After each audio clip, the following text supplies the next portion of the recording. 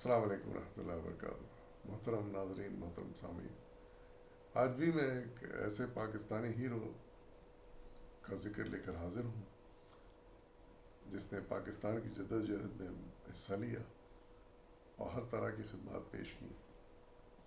ہمارا کام ہے کہ ہم ان ہیروؤں کو یاد کریں، ان کو بھول نہ جائیں، کیونکہ بہرحال انہوں نے اپنی زندگیاں پاکستان کے لیے صرف کر دی تھیں، مسلمانوں کی آزادی کے لیے صرف کر دی تھی۔ تو آج کے ہیرو کا تعلق لکھنؤ سے ہے اور المعروف راجہ صاحب محمود آباد۔ بہت سے لوگوں نے نام سنا ہوا ہے، محمود آباد کے نام سے کالونی بھی ہے کراچی میں، اور بڑے مشہور لیڈر رہے ہیں راجہ صاحب محمود آباد۔ ان کے بارے میں آج یہ تفصیل ہے تو سماعت فرمائی ہے، اور اس مضمون کا عنوان ہے لکھنؤ کا نوجوان مجاہد، اور اس کے رائٹر ہیں اشتیاق حسین صاحب۔ ٹائٹل میں آپ لکھتے ہیں وہ مجاہد جس نے کانگریس کے گڑھ میں مسلم لیگ کا سالانہ اجلاس کروا کر اس کے تن مردہ میں نئی جان ڈال دی۔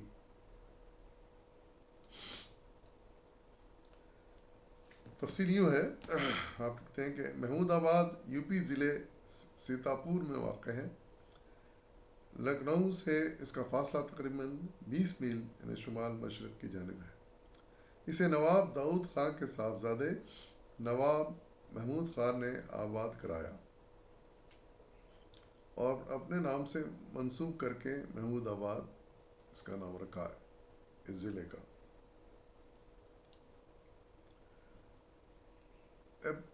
امپیریل گیزٹس آف انڈیا شائع شدہ 1908 کے مطابق تعلق داران محمود آباد کے مورث اعلیٰ قاضی نصر اللہ 12ویں صدی عیسوی میں سلطان شہاب الدین غوری کے عہد میں اس وقت کے عباسی خلیفہ سے فرمان سلطنت و خلعت فاخرہ کے لے کر بغداد سے ہندوستان آئے، ان کے جد امجد بغداد سے ہندوستان آئے تھے، اور دہلی کے قاضی القضات کے عہدہ جلیلہ پر فائز ہوئے۔ مسلسل 3 پشتوں تک عہد قضا اسی خاندان کے پاس رہا۔ عہد قضا سے مطلب جج کا، چیف جسٹس کا۔ فرما روان ریاست محمود آباد نے مغلیہ سلطنت دہلی سے اپنی وفاداری آخری وقت تک برقرار رکھی۔ اس کے صلے میں 1850 میں بہادر شاہ ظفر نے اس وقت کے والی ریاست نواب علی خان کو راجہ کے موروثی خطاب سے نوازا، یعنی بہادر شاہ ظفر آخری مغل شہنشاہ زندہ تھے، آپ نے ان کو راجہ کا خطاب دیا۔ والی ریاست نواب علی خان اس وقت جو تھے، ان کو راجہ کا خطاب دیا تھا انہوں نے۔ نوابین اودھ سے بھی اس خاندان کا تعلقات اور روابط مثالی نوعیت کے تھے، اور ہمہ وقت یہ لوگ جانثاری اور سرپرستی پر آمادہ رہا کرتے تھے۔ جب بھی انگریزوں نے مختلف ہیلے بہانوں سے نواب ماجد علی شاہ کو معزول کر کے اودھ پر بالجبر اپنا تسلط قائم کرنا چاہا، تو راجہ نواب علی خان نے آزادی وطن کی خاطر ملکہ اودھ بیگم یعنی حضرت محل کا ساتھ دیا اور اس جوان مردی سے لڑے کہ انگریز حملہ آوروں کے چھکے چھوٹ گئے۔ لیکن پھر مدد کے لیے انہوں نے تازہ دم فوج منگوا لی، جس کی وجہ سے پھر ان کو شکست ہوئی، نواب صاحب کو بھی اور ملکہ اودھ بیگم حضرت محل کو بھی شکست ہوئی انگریزوں کے ہاتھوں۔ بیگم حضرت محل اس ناکامی کے بعد نیپال چلی گئیں، اور ان کے خصوصی معاون و جانثار راجہ نواب علی خان نے ذلت کی زندگی پر موت کو ترجیح دیتے ہوئے ایک روایت کے مطابق ہیرا کھا کر اپنی جان دے دی، ہیرا چاٹ لیا انہوں نے بیچاروں نے۔ ان کا پھر انہوں نے بے عزتی سے رہنا پسند نہیں کیا انگریزوں کے ناطے۔ محمود آباد خاصی متمول ریاست تھی. اس کے زیر تسلط 600 سے زیادہ محاذات تھے جو 4 اضلاع لکھنؤ، کھیری، بارہ بنکی اور سیتاپور میں پھیلے ہوئے تھے. 4 اضلاع میں ان کی حکومت تھی. اس کا رقبہ تقریباً 400 مربع میل پر مشتمل تھا. راجہ نواب علی خان کی حب الوطنی اور انگریزوں سے نبر آزمائی کی پاداش میں ریاست کا بیشتر حصہ انگریزوں نے ضبط کر کے اپنے حواریوں اور حلیفوں میں تقسیم کر دیا. ظاہر ہے جب ان کو شکست ہو گئی تو انہوں نے ساری زمینیں ان کی ضبط کر لی، جائیدادیں، اور ان کے حواریوں میں، ان کے لوگوں میں تقسیم کر دیا. جب راجہ امیر حسن خان راجہ نواب علی خان کے جانشین بنے تو ریاست کا بہت تھوڑا حصہ انہیں واگزار کیا گیا. بعد میں انہوں نے اپنے حسن انتظام سے حدود ریاست کو وسعت دی اور بہت سے تعلقات جات خرید کر دوبارہ ریاست میں شامل کیے. تعلقات جات سے مراد گاؤں ہیں یا آبادیاں ہیں جن کو تعلقہ کہا جاتا تھا اس زمانے میں. امیر الدولہ راجہ امیر حسن خان بڑے بیدار مغز، مخیر اور رعایا پرور رئیس تھے. انہوں نے عوام کی فلاح و بہبود کے ساتھ ساتھ فروغ علم و ادب کے لیے بہت کام کیے. ان کی حب الوطنی اور انگریزوں سے نفرت ایک شہرت رکھتی تھی. کہا جاتا ہے کہ نینی تال کے ایک جلسے میں کسی اعلیٰ انگریز افسر نے سابق والی اودھ نواب واجد علی شاہ کے خلاف اہانت آمیز الفاظ استعمال کیے. اس پر راجہ صاحب کو طیش آ گیا اور انہوں نے تلوار نیام سے نکال لی، مگر ان کے انگریز اتالیق نے حکمت علی سے کام لے کر معاملہ رفع دفع کر دیا. انہیں اس قدر طیش میں آیا کہ انہوں نے تلوار نکالی تھی.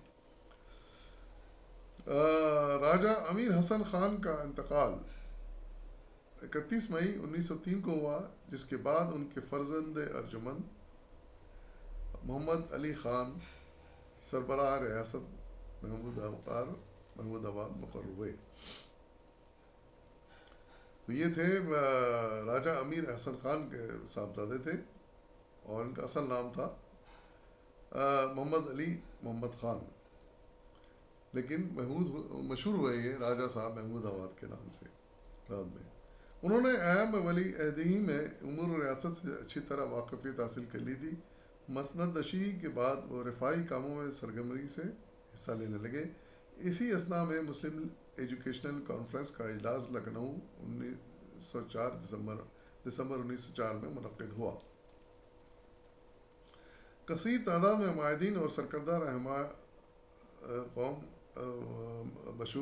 بشمول مولانا الطاف حسین علی، مولانا نذیر احمد، شیخ عبداللہ اور صاحبزادہ آفتاب احمد خان وغیرہ نے اس کانفرنس میں، ایجوکیشنل کانفرنس میں لکھنؤ میں شرکت کی. نواب مسن الملک نے مسلمانوں کی تعلیمی پستی کا پردرد لفظ الفاظ ذکر کرتے ہوئے عوام سے چندے کی اپیل کی. راجہ محمد علی خان نے 1,00,000 روپے کے گراں قدر عطیے کا اعلان کیا. راجہ صاحب محمود آباد نے 1,00,000 روپے کا انہوں نے عطیہ دیا. پھر تو ہر طرف سے چھوٹے بڑے چندوں کے اعلانات ہوئے اور اجلاس نہایت کامیابی سے اختتام پذیر ہوا. اس کے بعد راجہ محمد علی محمد خان مسلم ہندوستان کے مستند رہنماؤں میں شمار ہونے لگے.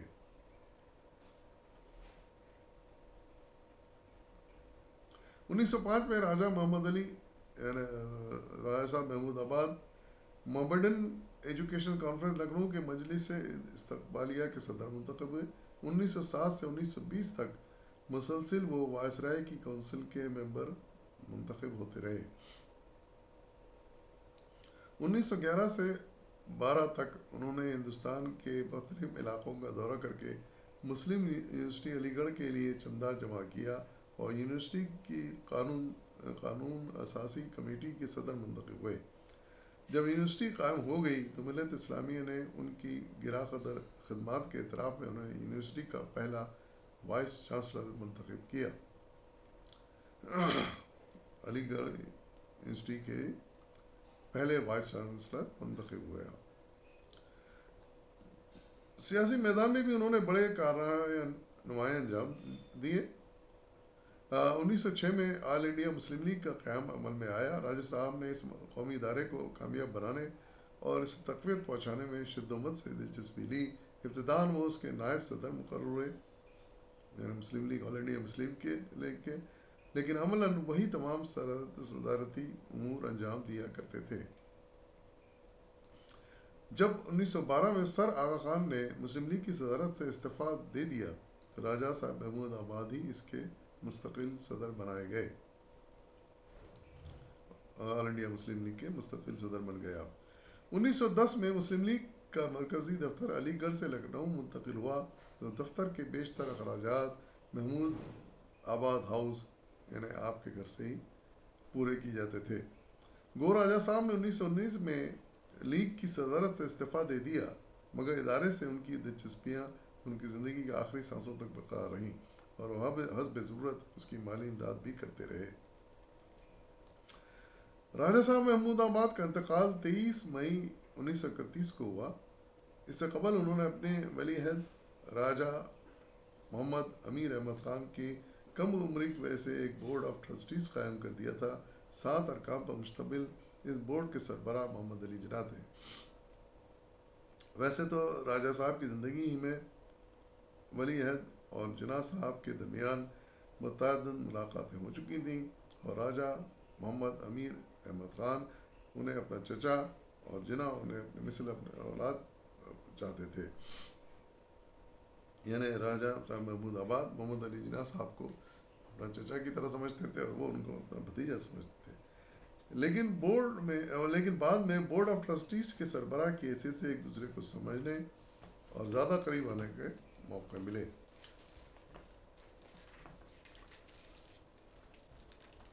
راجہ صاحب نے اپنا یہ معمول بنا لیا کہ سال کا کچھ وقت وہ اپنے چھوٹے بھائی کے ساتھ دہلی یا بمبئی میں قائد اعظم کے گھر جا کر قیام کیا کرتے تھے.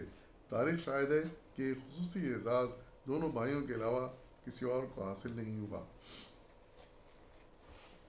راجہ صاحب کی مسلم لیگ میں شمولیت. قائد اعظم کی خود ساختہ جلاوطنی ختم کرانے میں راجہ صاحب کا بہت حصہ ہے. انہی کے پرخلوص وعدے پر بھروسہ کر کے قائد اعظم انگلستان سے واپس آئے. یعنی جہاں علامہ اقبال اور دوسرے لوگوں نے بھی قائد اعظم کو زور دیا تھا کہ انگلستان سے واپس ہندوستان آ جائیں، ان میں راجہ صاحب محمود آباد بھی شامل تھے. جب انہوں نے مسلم لیگ کی تنظیم کا بیڑا اٹھایا تو راجہ محمود آباد نے اپنے وعدے کے مطابق پوری طرح ان کا ساتھ دیا اور اپنے پرخلوص خدمات کے ساتھ ساتھ ریاست کے تمام مالی وسائل جناح صاحب کے سپرد کر دیے. انہیں اپنی ریاست جو تھی محمود آباد اس کے تمام وسائل آمدنی وغیرہ سب ان کے جناح صاحب کے حوالے کر دیے. انہوں نے مسلم لیگ کے تن مردہ میں جان ڈالنے اور اسے ایک ملک گیر عوامی جماعت بنانے کے لیے اس پیشکش سے بخوبی فائدہ اٹھایا اور ایک باقاعدہ منصوبے کے تحت اپنا کام سرگرمی سے شروع کر دیا. اس اثناء میں انہوں نے راجہ صاحب کو مسلم لیگ کا خازن یعنی خزانچی اور سینٹرل ورکنگ کمیٹی کا رکن نامزد کر دیا. بعد میں راجہ صاحب ہر سال ان عہدوں پر منتخب ہوتے رہے اور یہ سلسلہ قیام پاکستان تک جاری رہا. یہ بات بھی یاد رکھنے قابل ہے کہ راجہ صاحب مسلم لیگ کی مرکزی مجلس عاملہ کے سب سے کم عمر رکن تھے. قائد اعظم کی ترجیحات میں ایک کل ہند نمائندہ جلسے کا جلد از جلد انعقاد سر فہرست تھا. اس سلسلے میں انہوں نے مختلف صوبوں کے دورے کیے اور مقامی رہنماؤں سے تبادلہ خیال کیا. وہ لاہور میں علامہ اقبال سے بھی ملے اور وہاں کی صورتحال پر تفصیلی بات چیت ہوئی. علامہ اقبال کا خیال تھا کہ پنجاب میں خاصی تبدیلی آ چکی ہے اور وہاں کی فضا مسلم لیگ کے حق میں کافی سازگار ہے. لہذا اگر مجوزہ اجلاس اقلیتی صوبوں کے بجائے اکثریتی صوبہ پنجاب کے صدر مقام لاہور میں منعقد ہو تو بہتر نتائج برآمد ہونے کا امکان ہے. ان کے اصرار پر قائد اعظم نے لاہور میں جلسہ منعقد کرنے پر اپنی رضامندی کا اظہار کیا اور انہوں نے اس امر کا اختیار دیا کہ وہ اس ضمن میں تمام ضروری انتظامات کریں. قائد اعظم سے منظوری حاصل کرنے کے بعد علامہ اقبال نے لاہور میں مسلم لیگ کا مجوزہ اجلاس منعقد کرنے کے لیے اپنی انتہائی کوشش کی، مگر پنجاب کی یونینسٹ حکومت اور اس کے حواریوں نے قدم پر روڑے اٹکائے. دراصل پنجاب کے پنجاب کے حکمران کانگریس سے بہت خائف اور کسی قیمت پر اس کی ناراضگی کا خطرہ مول لینے کے لیے تیار نہ تھے. انہیں یہ بھی خطرہ تھا کہ اگر لاہور مسلم لیگ کا جلسہ منعقد ہو کر کامیابی سے ہمکنار ہوا تو یہ امر انگریز آقاؤں کو بھی غضبناک کر دے گا. انہی خطرات کے پیش نظر انہیں اپنے عافیت اسی میں نظر آئی کہ مسلم لیگ کا مجوزہ اجلاس کسی صورت لاہور میں منعقد نہ ہونے دیں. اس لیے وہ مخالفت کر رہے تھے، کانگریسی جو تھے. پنجاب کے حکمرانوں کے سنگ دلانہ روی سے علامہ اقبال کو شدید ذہنی اذیت پہنچی اور وہ بالآخر لاہور میں اجلاس کرنے کے مطالبے سے دستبردار ہو گئے. اجلاس کے التوا نے قائد اعظم کو بھی صدمہ پہنچایا، مگر انہوں نے اسے ایک چیلنج سمجھ کر قبول کیا. اب انہوں نے یہ طے کیا کہ مسلم لیگ کا اجلاس ایسے صوبے میں منعقد کریں جو کانگریس کا گڑھ، اس کی قوت کا چشمہ اور اس کے سرکردہ رہنما جواہر لال نہرو کا وطن ہے. منصوبے کو عملی شکل دینے کے لیے انہوں نے یو پی کی دارالحکومت لکھنؤ کو انتخاب کیا.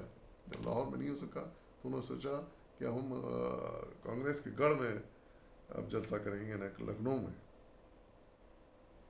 اس اعلان نے کانگریسی حلقوں میں زبردست کھلبلی مچا دی. انہوں نے کھل کر مخالفت کرنے کا ارادہ کر لیا، کیونکہ وہ اس امر کا پورا ادراک رکھتے تھے کہ اگر یہ جلسہ کامیاب رہا تو مسلم لیگ زبردست عوامی جماعت بن کر ابھرے گی اور مسلمانوں کا وہ طبقہ جو ابھی تک گفتگو کی حالت میں ہے بلا تکلف مسلم لیگ میں شمولیت اختیار کر لے گا. پورے ہندوستان میں ایسی کوئی شخصیت نہ تھی جو انگریزوں اور کانگریسوں کی مخالفت مول لے کر جناح صاحب کی خواہش کی تکمیل کر سکتی. لوگوں کو حیرت تھی کہ ان کا خواب کس طرح شرمندہ تعمیر ہوگا، لیکن جناح جیسا کہ ان کی عادت تھی خوب سوچ سمجھ کر فیصلے کرتے تھے. وہ اپنے ذہن میں پورا منصوبہ ترتیب دے چکے تھے. لوگ جب بے چینی سے ان کے فیصلے کا منتظر تھے، انہوں نے راجہ محمود آباد کو لکھنؤ میں اجلاس منعقد کرنے کی ذمہ داری دی. راجہ صاحب نے بسر چشم وہ فیصلہ بلا شبہ زبردست چیلنج کی حیثیت قبول کر کے فوری اقدامات کرنے شروع کر دیے. مسلم لیگ کا یہ اجلاس جو اکتوبر 1937 میں لکھنؤ میں منعقد ہوا زبردست اہمیت کا حامل تھا. اس وقت یو پی میں کانگریسی حکومت برصدار تھی جو کسی صورت برداشت کرنے میں تیار نہ تھی کہ عین اس کے دارالحکومت میں مسلم لیگ کا اجلاس کامیابی سے ہمکنار ہو. ہر شخص محسوس کرتا تھا کہ انعقاد جلسہ ہر طرح کی رکاوٹیں ڈالی جائیں گی. تو جلسے کے دوران مسلح تصادم کے قوی امکانات تھے. کانگریسی حکومت کو گھڑی گھڑی کی خبریں پہنچ رہی تھیں.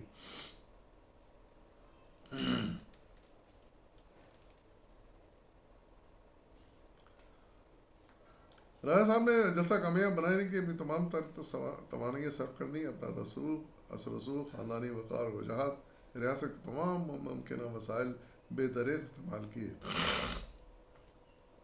انہیں بخوبی احساس تھا کہ یہ جلسہ کامیاب نہ ہوا تو مسلم لیگ کا مستقبل تاریک ہو جائے گا اور عرصے دراز تک اس کے احیا کی کوششیں بارآور نہ ہو سکیں گی. انہوں نے حصول مقصد کے لیے ملک کے طوفانی دورے کیے اور قرب و جوار کے تمام مسلمانوں کو جلسے میں مدعو کیا. ملک کے تمام مسلمان رہنماؤں کو شرکت کی دعوت دی. جہاں ضروری سمجھا وہاں خود گئے یا اپنے ایلچی بھیجے. ان کی کوشش صحیح معنوں برابر نہیں. لوگوں نے جلسے میں ذوق شرکت کی. ملک کے بااثر مسلم رہنماؤں اور مختلف صوبوں کے نمائندوں نے وزرائے اعلیٰ بنگال اور آسام نے بھی شرکت کی اور ایسے عظیم المثال اتحاد کا مظاہرہ کیا جو پہلے دیکھنے میں نہیں آیا تھا. اس جلسے میں بہت سی تجاویز کے ساتھ 2 ایسی تجاویز راجہ صاحب نے بھی منظور کرائیں جو بڑی اہمیت کی حامل تھیں. ایک تجویز تو اردو کے فروغ کے لیے اور دوسری غریبوں، ناداروں اور مزدوروں کی اقتصادی حالت بہتر بنانے سے متعلق تھی. تاریخ میں کسی سیاسی جماعت کے پلیٹ فارم سے یہ پہلی اور غالباً آخری تجویز تھی جو 1937 کے اجلاس لکھنؤ میں راجہ صاحب کی طرف سے منظور کی گئی تھی.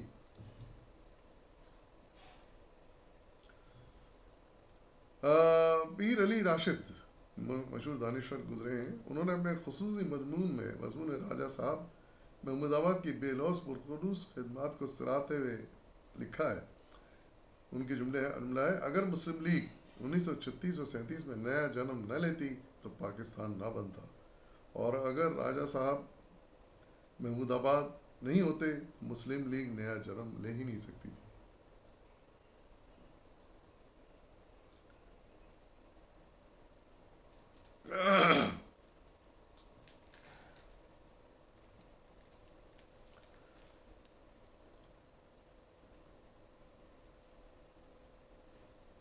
سب سے زیادہ مشقت و زحمت راجہ صاحب کو پاکستان اسکیم مشتہر کرنے کے لیے برداشت کرنی پڑی، جس کے تحت عام مسلمانوں تک نظریہ پاکستان پہنچانا مقصود تھا۔ ویسے تو اس کا عمر کی انجام دہی کے لیے باقاعدہ ذیلی کمیٹی تشکیل دی گئی تھی، تاہم دوسرے ارکان پابندی سے اتنا وقت نہ دے سکے جس کا یہ متقاضی تھا۔ چنانچہ راجہ صاحب کو اکثر و بیشتر تنہا اپنی یہ اضافی ذمہ داری بھی پوری کرنی پڑی، یعنی پاکستان اسکیم کو مشتہر کرنا، لوگوں میں پھیلانا۔ انہوں نے ملک کے تمام شہروں، قصبوں، حتیٰ کہ دور افتادہ دیہات کا دورہ کر کے سفر کی صعوبتوں کو برداشت کیا۔ انہیں بس اوقات میلوں پیدل چلنا پڑتا تھا اور صرف بھنے ہوئے چنے کھا کر پانی پی کر گزارا کرنا پڑتا تھا، مگر یہ پریشانیاں ان کی ہمت اور ارادے کو متزلزل نہ کر سکیں۔ انہوں نے اپنا فرض اس طرح پورا کیا کہ ملک کے تمام مسلمانوں کو قائد اعظم اور مسلم لیگ کی پالیسی سے آگاہ کر کے قیام پاکستان کے لیے ان کی حمایت اور ہمدردیاں حاصل کی۔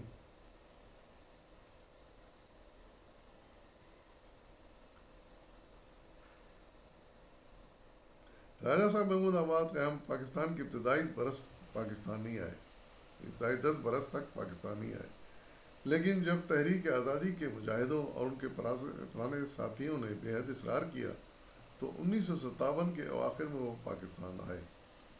تاہم اس وقت یہاں کی فضا بدل چکی تھی۔ قیام پاکستان کے جدوجہد میں حصہ لینے والے رہنما پس منظر میں چلے گئے تھے، اور ایسے لوگ جن کا تحریک آزادی سے دور کبھی واسطہ نہ تھا یا وہ مسلم لیگ کے مخالف گروہ سے تعلق رکھتے تھے، اقتدار پر قابض ہو چکے تھے۔ انداز حکومت آمرانہ تھا اور تمام اعلیٰ اقدار و مثالی فلاحی مملکت کے قیام کے وعدے جو باریاں نے پاکستان نے اپنے ہم وطنوں اور پیروکاروں سے کر رکھے تھے تاکہ نسیاں کی نظر کر دیے گئے تھے۔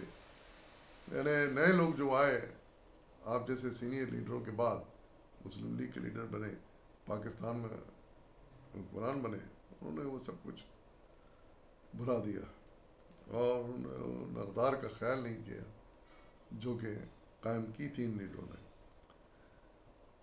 تو یعنی جب آئے 10 سال بعد آئے وہ پاکستان کے قیام کے وقت وہ لکھنؤ میں تھے، اپنے محمود آباد میں تھے، اپنے آبائی وطن میں، لیکن 1957 میں پھر وہ لوگوں کے مجبور کرنے پر پاکستان آئے، لیکن یہاں حالات اس وقت بالکل بدل چکے تھے۔ خود غرض اور بے ایمان لوگ قابض ہو چکے تھے حکومت میں۔ صحابہ نے اقتدار کی ناقابل اندیشانہ پالیسیوں سے بد دل ہو کر راجہ صاحب کو وہ ملک جس کے حصول کے لیے انہوں نے اپنا سب کچھ قربان کر دیا تھا بادل نخواستہ چھوڑ کر اپنے لیے دوسرا ٹھکانہ تلاش کرنا پڑا۔ ان کی نگاہ انتخاب لندن پر پڑی۔ حساس اور خوددار ذہنیت کے افراد اس کرب اور ذہنی اذیت کا اندازہ لگا سکتے ہیں جو راجہ صاحب کو برطانیہ میں پناہ حاصل کرنے کے ضمن میں ہوئی ہوگی، کیونکہ انہوں نے اپنی زندگی کا بیشتر اور سب سے زیادہ فعال حصہ انگریزوں سے سیاسی نبر آزمائی کرتے ہوئے گزارا تھا، اور اس وقت تک چین سے نہیں بیٹھے جب تک کہ برصغیر کو برطانوی اقتدار سے کلیتاً آزاد نہ کرا لیا۔ لیکن جب اپنوں ہی نے طوطا چشمی کی بے اعتنائی برتی تو پھر انہیں کڑوی گولی نگل کر برطانیہ ہی میں سر چھپانے کی جگہ حاصل کرنے پر مجبور ہونا پڑا۔ مقام عبرت ہے کہ اپنوں کی بدسلوکی اور تنگ نظری کے برخلاف غیروں نے انتہائی خندہ پیشانی سے ان کا خیر مقدم کیا اور باعزت حصول معاش کا ذریعہ بھی فراہم کیا۔ عالم اسلام نے ان کے لیے آنکھیں فرش راہ کر دیں اور مغرب میں اپنے سب سے بڑے باوقار مرکز کے سربراہی کا اہل سمجھتے ہوئے لندن کے اسلامی مرکز کا ناظم بنانے کی پیشکش کی، جسے راجہ صاحب نے قبول کر لیا۔ اس طرح انہیں اپنے فطری لگاؤ اور اسلام سے اپنی والہانہ عقیدت کی بنا پر اپنے جذبات کی تسکین اور اسلام کی براہ راست خدمت کی سعادت حاصل ہوئی۔ لندن کا اسلامی مرکز 1940 میں وجود میں آ چکا تھا، لیکن نئی تعمیرات کا منصوبہ مختلف پیچیدگیوں کی وجہ سے تعطل کا شکار رہا، تاہم کہ راجہ صاحب محمود آباد نے 1968 میں اس ادارے کے منتظر میں اعلیٰ کی حیثیت سے اپنی ذمہ داریاں سنبھالی۔ لندن کا اسلامی مرکز انہوں نے خصوصی دلچسپی، خلوص اور انتھک کوششوں کے بعد نئی عمارت کا نقشہ منظور کرایا اور مختلف مسلم ممالک سے ضروری سرمایہ حاصل کرنے کے بعد تعمیر کا کام شروع کر دیا۔ وسط لندن میں مسلمانوں کی اس عظیم الشان مرکز کی موجودہ عمارت راجہ صاحب محمود آباد کی مرہون منت ہے۔ یہ بات بھی قابل غور ہے کہ لندن کے اسلامی مرکز کے قیام سے تاحال اس کے تمام سربراہان عربی نسل ہوتے رہے ہیں۔ صرف 1968 اور 1973 کے درمیان کا عرصہ ایسا گزرا جب یہ سیادت ایک پاکستانی مفکر اور دانشور یعنی راجہ صاحب محمود آباد کے حصے میں آئی۔ یہ امر پاکستانیوں کے لیے باعث فخر رہے گا۔ اجازت دیجیے، رحمہ اللہ۔